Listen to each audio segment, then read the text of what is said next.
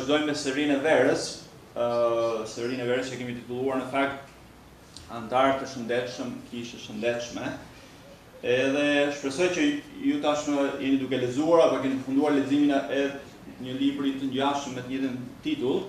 Por nëse se keni lexuar, mund të merrni një kopje më mbrapa dhe vazhdoni ta lexoni.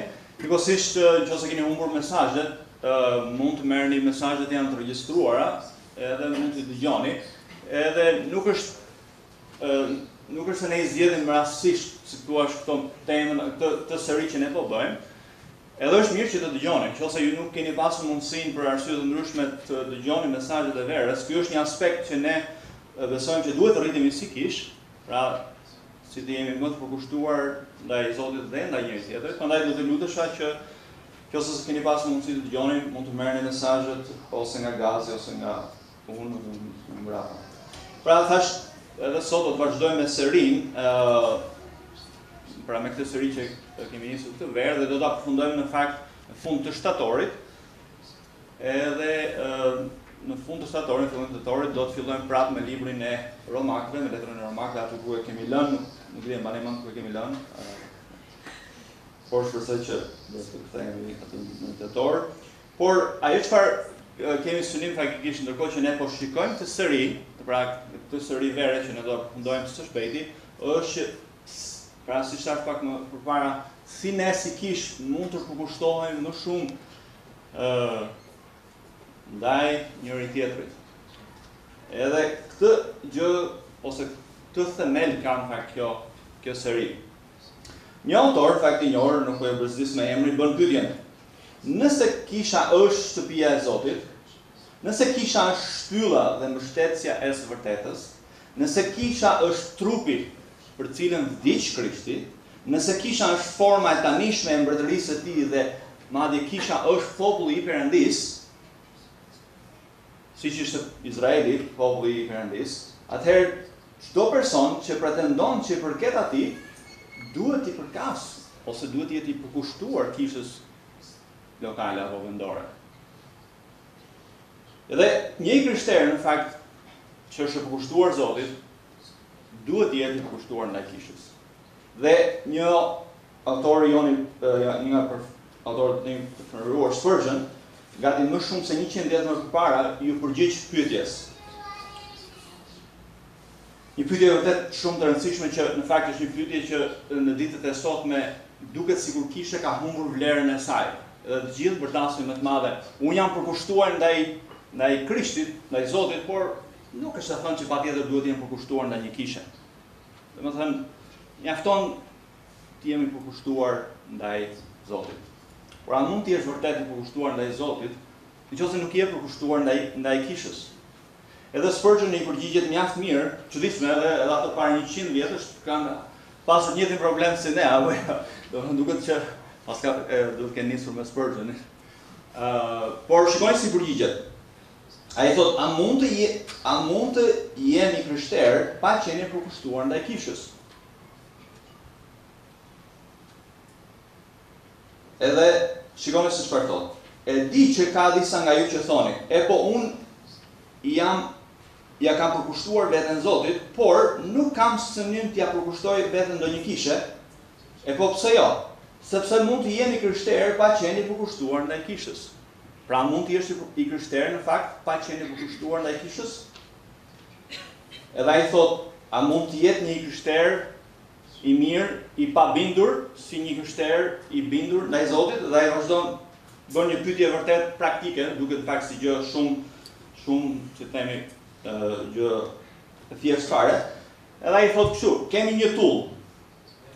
Për çfarë shërben tulla? Edhe ai thot për të ndërtuar shtëpi, për ndërtuar një shtëpi. Edhe vazhdon duke thënë, nuk do të vlente ajo tull, nëse ajo tull do të thoshte që unë jam po aq e mirë sa kur nuk jam në mur, në shtëpi, po aq sa edhe kur jam. Pra me fjalë tjera, është një tull që nuk vlen për asgjë. Po kështu, thot, edhe ju të krishterë që nuk shërbeni për asgjë, nuk e përmbushni dot qëllimin tuaj. Qëllimi pra i krishteri është për të qenë në kishë për të shërbyer, kishë për të qenë përkushtuar kishës. Edhe ai vazhdon duke thënë, po jeton sot në kundërshtim me jetën që Krishti do që ti të jetosh dhe ti duhet fajsohesh sot për dëmin që po shkakton. Pra seria në fakt ka këtë gjë në themel. Antari i shëndetshëm, pra një krishter që është i pushtuar ndaj Zotit, është i përkushtuar ndaj kishës. Pra nuk mund kemi të krishter përkushtuar ndaj Zotit, por që s'është i përkushtuar ndaj kishës, që s'është antari i saj. Edhe në fakt le ta flasim pak më shumë për këtë dhe në fakt disa javë më parë ne nisëm me Bleri nisi fakt të temën e antarësisë në kishë. Dhe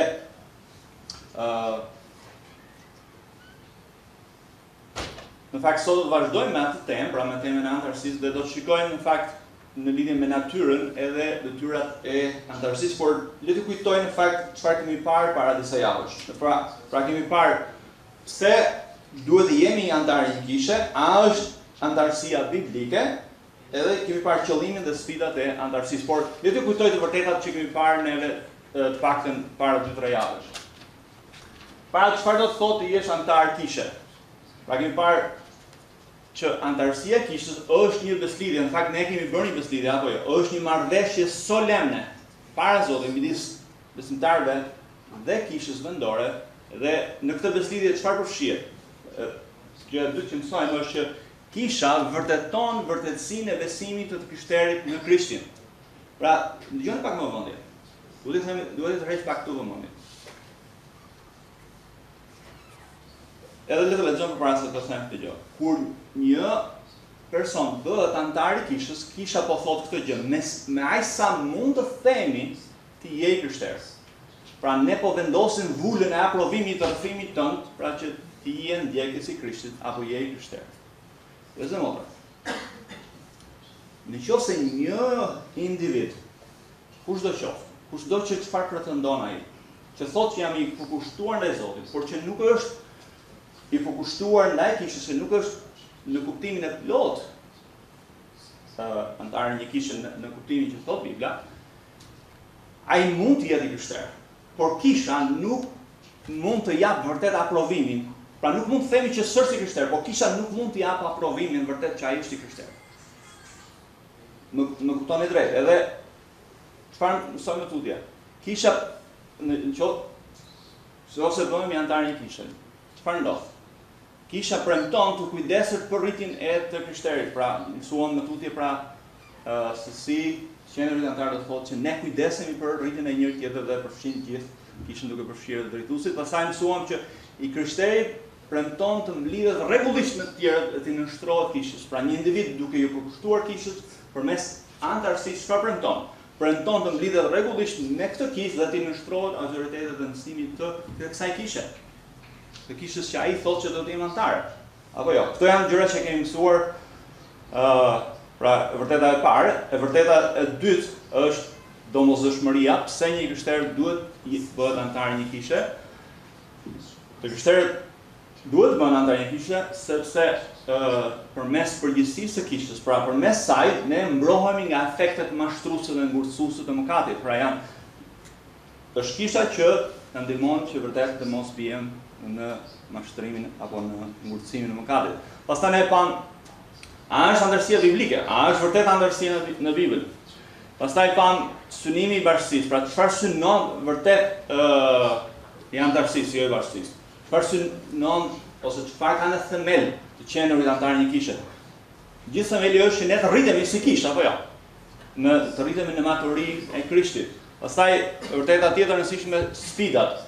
Sigurisht qenurit antar një kishe has sfida dhe këto sfida shpeshherë duhet ka përcyer çarjet që mund shkaktohen edhe ruajtja e unitetit për të reflektuar atë unitet që ne kemi me Krishtin. Pra këto janë një sër gjëra që pak a shumë kemi parë deri tani në një mesazh që Bleri ju përboj që ti përmbledhte dhe ndërsa sot çfarë do të shikojmë është do të vazhdojmë me dy të vërteta të tjera në lidhje me antarësinë e kishës, në fakt është e 6 dhe 7, edhe do të shikojmë të vërtetën e parë, është nga e para Korinthës 12, më juftoj fakt ta hapni Biblën atje.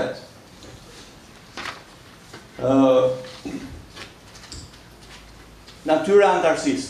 Pra nuk kuptohet me antarësinë. Antarët, pra vërteta që ne do të mësojmë sot, ju ftoj që të keni mendjen të kjo, është që antarët e kishës janë të varur nga njëri tjetri. Ne të gjithë pra kemi nevojë për njëri tjetrin. Asnjë nuk duhet thotë që kisha nuk ka nevojë për të, dhe asnjë nuk mund që të thotë që nuk ka nevojë për antarët e tjerë të kishës. Pra asnjëra as tjetra. Le të hapim fakt tek e para Korinthës 12, dhe pastaj do t'ju tregoj të vërtetën e dytë që do të mësojmë. Shpresoj që e keni hapur tashmë atje. Por përpara se ta lexojmë, ta do lexojmë të gjithë kapitullin sepse as kohë nuk kemi hyrë pak në vonesë. Do të lexojmë disa nga vargjet nga e para Korinthës 12. Por përpara se në fakt të hyjmë te këto vargje, dua t'ju sqaroj diçka. Ekziston fakt një keq kuptim në lidhje me antarësinë. Në fakt si perceptohet antarësia. Shpeshherë antarësia nga besimtarët perceptohet që është thjesht një formalitet, thjesht unë mbush një formular, bëj ato gjërat që thuhen, përgjigjem atyre, edhe them po që do bëhem antar dhe mendojnë shumë veta që kjo është antarësia. Kjo është thjesht procedura për të bërë antar, por kjo nuk është antarësia. Domethënë shpeshherë edhe ato që kundërshtojnë antarësinë ngatrojnë procedurën, ngatrojnë me antarësinë, janë dy gjëra krejtësisht të kundërta. Dhe në fakt, Bibla, fjala e Zotit na mëson që kur ne si besimtarë, pra ne si individ të një kishe, ne jemi antar të një trupi. Ne varemi nga njëri tjetri, siç varet këmba nga syri. Apo jo? Këmba nuk mund shkojë askund pa syrin, apo jo? Ashtu edhe ne nuk mund të jetojmë dot pa njëri tjetrin. Pra në këtë mënyrë na ka dhënë Zoti në kishë. Dhe kur vim tek e para Korinthës 12, çfarë mësojmë është që apostulli Paul çfarë na tregon? Na tregon ose më saktë diskuton në lidhje me dhuntitë shpirtërore. Gjithë kisha, të gjithë besimtarët kanë dhunti shpirtërore. Edhe këtë është duke trajtuar në kapitullin 12. Dhe ai çfarë po na thotë? Çfarë thotë në këtë kapitull? Po thotë që kur ne bëhemi besimtarë, kur ne bëhemi të krishterë, ne pagëzohemi me frymën e shenjtë dhe çfarë ndodh? Ne të gjithë bëhemi një në Krishtin. Ne të gjithë kush që ka besuar në Krishtin është bërë një me Krishtin dhe jemi bërë një me njëri tjetrin. Dhe shikoni pak vargun 11, 12, pra vargun Korinthës 12, 11, thotë të gjitha këto, edhe ka referohet të gjitha ato që ne marrim si trupi i Krishtit, pra të gjitha dhuntit, vargu 11, thotë të gjitha këto i bën i njëjti dhe i vetmi Shpirti i Shenjtë, duke i dhënë secili dhunti të veçanta sipas vullnetit të tij. Të gjitha këto i bën ai për çfarë? Për një qëllim të përbashkët, për të mirën e përbashkët. Dhe cila është e mira e përbashkët e jona? Pra çfarë të mirë e përbashkët kemi ne? Dhe me çfarë synimi ka kisha? Ka dy gjëra.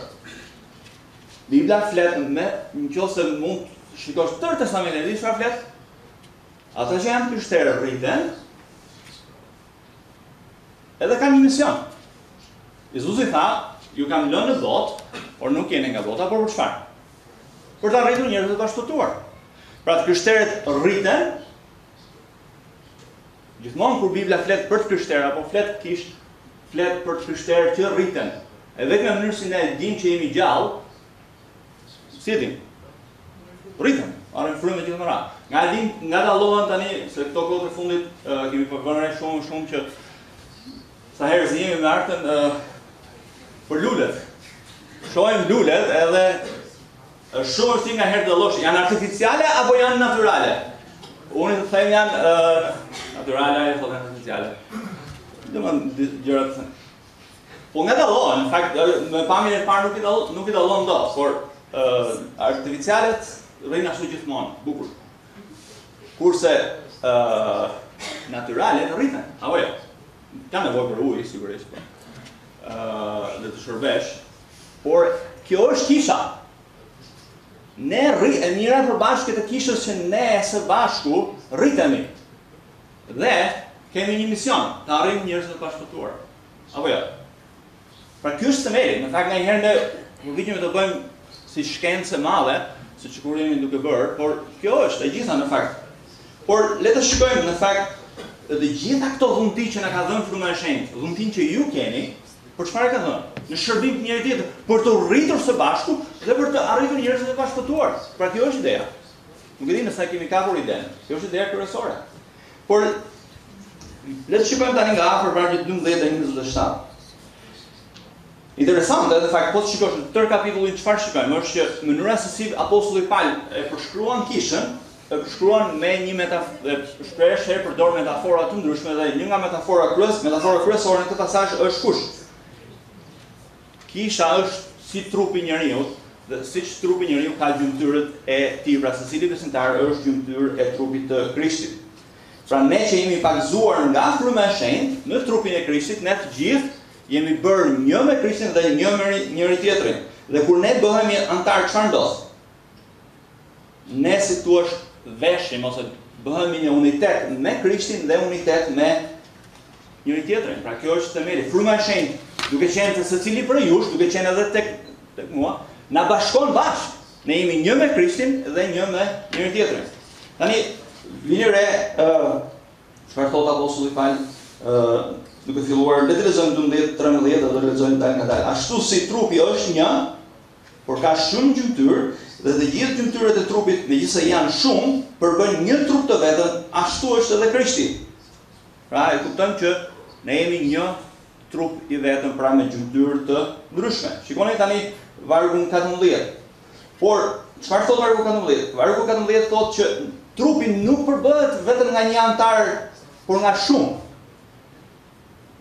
Trupi nuk ka një gjymtyrë, thot, por shumë. Çfarë do thotë kjo? Do thotë që kisha nuk është e përbërë dhe nuk mund të jetë e përbërë vetëm nga një lloj personi, me një lloj dhuntie.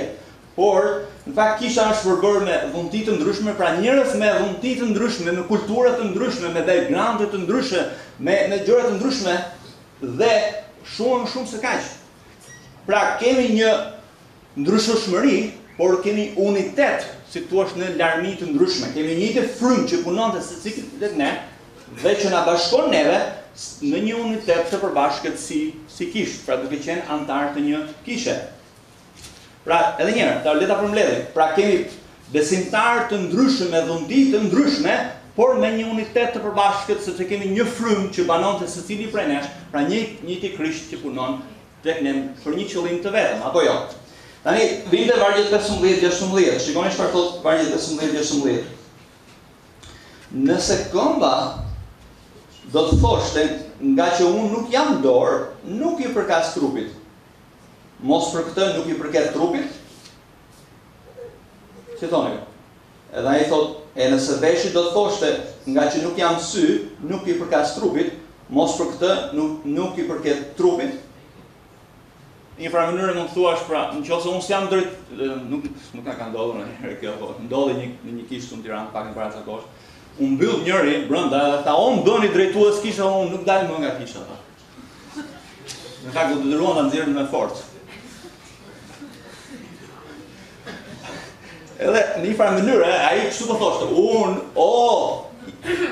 unë jam këmbë, po nuk qesh sy, unë mbaroj kjo punë.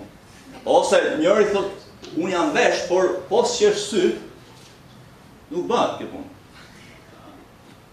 Do të thotë nuk ka ndodhur kjo me kishën tonë akoma. Por shikoni pra çfarë përpiqet thot apostulli Paul në fakt me këtë. Ata po shprehin që janë inferior.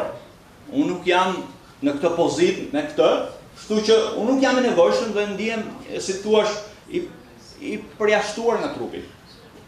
Unë nuk kam ndonjë vlerë. Për shkak se unë nuk jam si Genci, ta supozojmë. Se mos e ngjelet hapri bëni. Thotë që unë s'kam vlerë. Për çfarë vlej unë këtu? Për çfarë shërbej unë? Për asnjë gjë. Jo. Thotë apostulli Paul. Pra, mendoni një sekond, si do të ishte një ndeshje futbolli, nuk e di, në fakt nuk ndodh shpesh, por kur unë isha në herët ato ndeshje futbolli që gjithë shkonin mas topit, gjithë të porta, gjithë në fushë, gjithë në mbrojtje, po edhe në fakt kështu do të ishte një trup që gjithë duan të jenë sy, gjithë duan të jenë diçka Por jo, trupi është i ndryshëm, ka dhënti të ndryshme, gjymtyrë të ndryshme që shërbejnë për funksione të ndryshme. Edhe kisha ka njerëz të ndryshëm me një unitet të përbashkët për të realizuar qëllimin e Perëndisë, për rritjen tonë dhe për arritjen e njerëzve të bashkëpunëtor, apo jo. Shikoni pak në tutje. Vjen dy pika kryesore të përgjigjes, edhe pak a shumë i dash përgjigjen, edhe shikoni mënyrën si jep vetë apostulli Pauli duke oferuar vargjet e 17-20, shikoni pak vargjet 17 dhe 20. Nëse i gjithë trupi do të ishte sy, a mund të ketë një trup që i gjithë është sy? Po dëgjimi duhet, patjetër, po na duhet edhe ata që kanë flesh. Mirë, thot Pauli që kemi sy, po dëgjimi. Po të ishte i gjithë trupi dëgjim, thot ku do të ishte nuhatja? Dhe thot, por Perëndia i vuri gjymtyrët në trup një nga një ashtu siç deshi. Nëse të gjitha do të ishin në një gjymtyrë e vetme, ku do të ishte trupi? Pra s'ka trup me një gjymtyrë të vetme, po thot apostulli. Por tani thot ka shumë gjymtyrë, thot dhe një trup. Edhe ai po thot, kështu është edhe në kishë. Gjithë secili ka dhënti të ndryshme, ka funksione të ndryshme. Të gjithë kanë një qëllim të përbashkët ama rritjen e trupit në shenjtëri. Jo sa mbani mend të studiuam në fakt në javën e 10 vitin e kaluar, besoj, në Miami Francë kur studiuam. I gjithë Izraeli, pak nga ato shpinarë. Si një trup i vetëm, po punonin për ndërtimin e murit rreth Jeruzalemit. Mbani mend? Po nuk punonin gjithë të dera. Dikush punonte te dera, dikush te dritarja, dikush domethënë dhe në atë mënyrë realizuar gjithë qëllimi për të ndërtuar gjithë murin në rrotull Jeruzalemit, apo jo? E njëjta gjë është edhe në kishë. Ne kemi dhunti të ndryshme, funksione të ndryshme, por ama qëllimin e kemi të përbashkët. Kisha nuk është e imja, as e Benit, as e Austritit, kisha është e gjitha juja, është e Krishtit, dhe gjithë duhet ta ndjejnë që është e vetja, është pjesë e trupit. Pra nuk mund thot njëri, për shkak se unë jam sy, të supozojmë, unë nuk jam pjesë e trupit sepse unë jam krah. S'mund ta thuash gjithë, apo jo. Edhe Pauli po argumenton në një tjetër mënyrë. Edhe pyetja që kam për ju është kështu. Kjo, si ndjeheni ju? Si e shikoni ju veten? A mendoni se kisha nuk ka nevojë për ju? A ndjeheni ju i panevojshëm?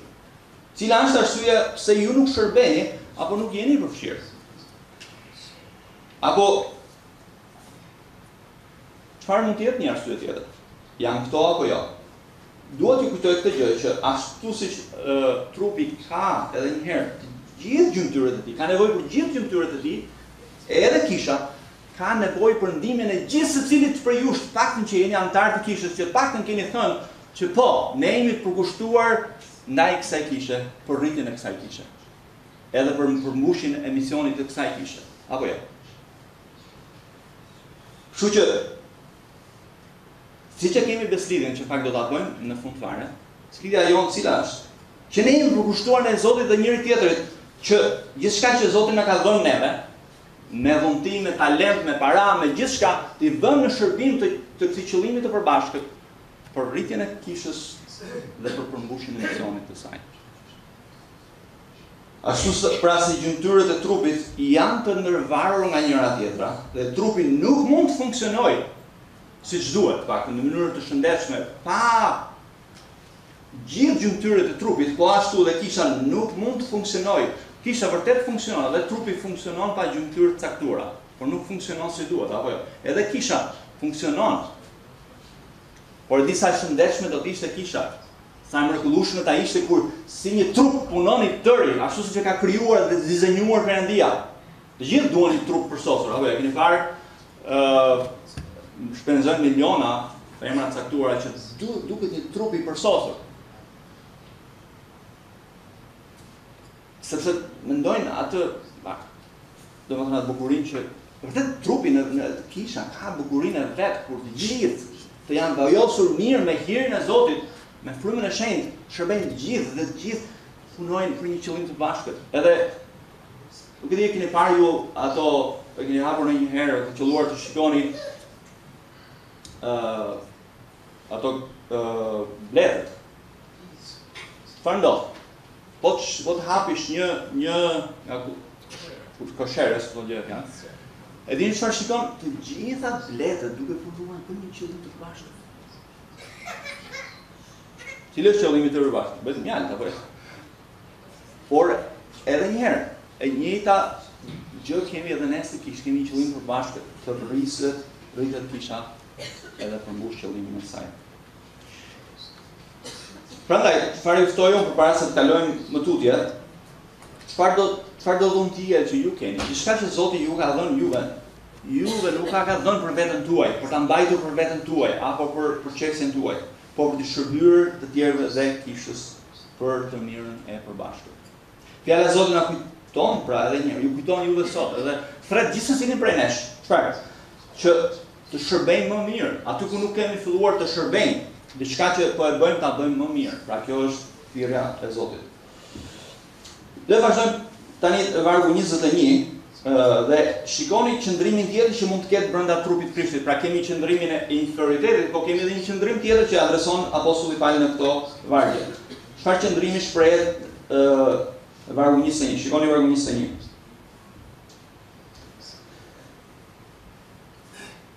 Syri thot nuk mund t'i thot dorës, nuk kam nevojë, nuk ta kam nevojë, falni. E as koka nuk mund të thot këmbëve, nuk ja kam nevojë. Përkundrazi thot, ato gjymtyrë të trupit që duken më të papërfillshme, janë më të nevojshme. Ne kujdesemi më shumë për gjymtyrët që vlerësojmë më pak dhe përpiqemi të zbukurojmë sa më shumë gjymtyrët më të pahishme, jo që nuk e kanë të nevojshme gjymtyrët e hishme. Por Perëndia thot, e ndërtoi trupin duke u dhënë më shumë nderim gjymtyrëve më të papërfillshme, që të mos ketë përçarje në trup, por gjymtyrët të kujdesen për njëra tjetrën. Nëse njëra gjymtyr vuan, atëherë vuajnë të gjitha me të. Nëse njëra gjymtyr nderohet, të gjitha gëzohen me të. Ju jeni trupi i Krishtit, dhe secili prej jush është gjymtyr e tij. Pra, kemi njërën, por dhe më këto lloj qëndrimi, por në vargje 22, nëse vutre, në vargje 22 dhe 25 çfarë vumre. Ai thot nëse pjesën më pak të nderueshme edhe më pak të paraqitshme të trupit si i trajtojmë? I trajtojmë me nderim të veçantë, që do thotë që antarët më pak të nderueshëm janë më të nderuar, pra dhe njëjta gjë thot duhet ndodhë edhe në kishë. Pastaj vargje 24, 25 thot Perëndia në mënyrë të qëllimshme thot e ka rregulluar trupin në këtë mënyrë, thot që të kujdesen pjesët që janë më pak të hishme ose më pak të nderueshme. Pra të kemi çfarë qëllimi përfundimtar thot apostulli Pauli?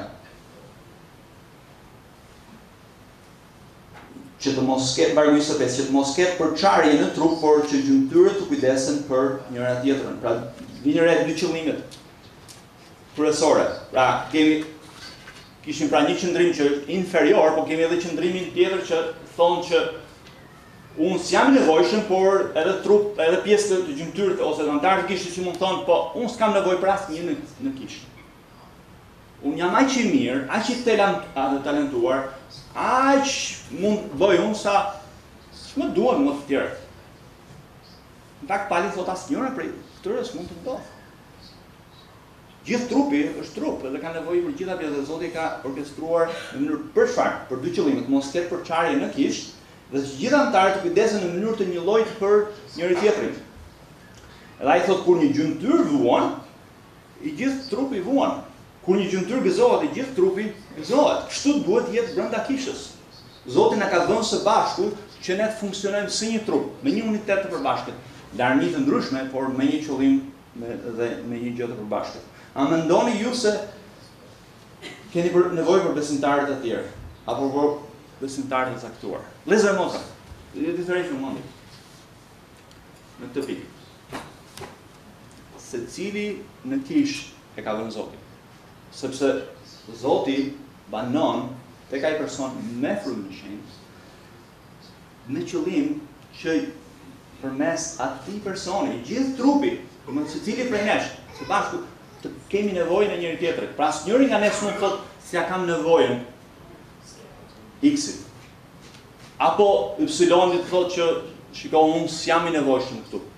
Jo, gjithë janë nevojshëm. Gjithë kemi nevojë për njëri tjetrin.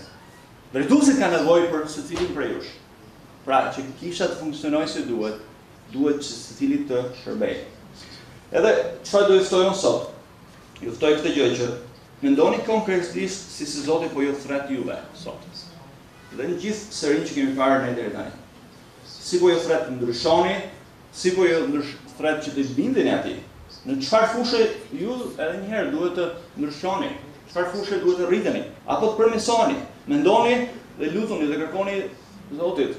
Mbase kërkoni edhe ose pyesni edhe drejtuesit, si mund të shërbej më mirë? Çfarë mund bëjmë ose ku mund përfshihem? Shpeshherë nga herë disa thonë që po zin ku të futemi, ku të shërbejmë. Po, në fakt pyet. Në fakt për këtë kemi gojën thot populli, apo jo, pyet. Do më çfarë do të kushton të pyesësh? Apo jo. Por është e pa kuptim një krishterë që nuk shërben, është si ajo tulla që thot Spurgeon, që për ai sa nuk është në shtëpi, nuk ka asnjë lloj vlere. Apo jo. Një krishterë që nuk është në shërbim të tjerëve, nuk shërben për asnjë gjë. Nuk përmbush qëllimin për cilën Perëndia e ka shpëtuar. E ka shpëtuar, po të shpëton në qëllim që të jesh pjesë e trupit. Luash rolin tënd në trup. Ta luaj rolin tënd. Ti ke një dhunti, ke një talent, ke një shërbim, ke një dhunti, ke gjithçka që Zoti të ka dhënë dhe vër atë në shërbim të kishës. Për këtë ta ka dhënë, jo për veten tënde. Mendoni dhe lutuni pra si mund ta zbatojmë fjalën e Perëndisë në këtë drejtim. Për shkak se në fakt kemi dhe darkën e Zotit sot, edhe kemi hedhë pak me kohë dhe gjëja e mirë është që unë do të predikoj javën tjetër edhe do ta marr gjysmën e predikimit dhe do ta kalojmë javën tjetër. Por çfarë kemi parë sot? Kemi parë vetëm natyrën. Javën tjetër do të japim natyrat. Domethënë pra, si duhet funksionojë trupi? Kemi parë sot, apo jo? Domethënë dora funksionon në këtë mënyrë, apo jo? Domethënë je gjymtyrë e trupit, pra ke një funksion caktuar. Po konkretisht cilat janë detyrat tua? Qendrët anëtare kishës. Do shohim javën tjetër. Por si është bërë e gjitha kjo e mundur? Si mendoni, si është bërë e gjitha e mundur që ne jemi pjesë e trupit të Krishtit? Si është bërë e mundur që ne vërtet të njohim Zotin? Madje arsye pse jemi këtu së bashku. Të gjithë në këtë. Gjithmonë ka një arsye të vetme, apo jo? Një shkak të vetëm. Është Perëndia, Ati ynë, edhe biri i tij Jezu Krisht. Ati na deshin edhe aq shumë sa ta birin e tij. Dhe Krishti na deshin edhe aq shumë sa dha vetëm e tij për ne mëkatarët, për të na çuar tek Perëndia. Por ju ftoj tani në darkën e Zotit. Pra ju ftoj të festojmë së bashku. E dini çfarë? Gjën më të madhe që ka bërë Perëndia ndonjëherë. Gjën më të mrekullueshme, apo jo? Gjën më të madhniqme për juve. E dini çfarë? E dini se ne mund të themi një gjë vërtet në fakt që unë sa herë që mendoj e kam të vështirë ta besoj. Nuk e di si është vërtet për juve. Por e dini që Perëndia atë në një farë mënyrë ju ka dashur juve më shumë se birin e tij vetëm? Pse? Sepse thot nuk e kurseu birin e tij për juve. Nuk e kurseu birin e tij për mua. Dhe dha të vdiste në kryq. Nuk ka tonë. E deshi më shumë, na deshi ne më shumë se birin, i tha. Tha, cila është më mirë, të dënohesh ti apo të dënohen ata përjetësisht?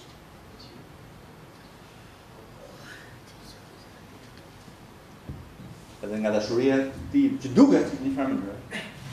Nuk e di, s'mund t'i vëmë në peshore.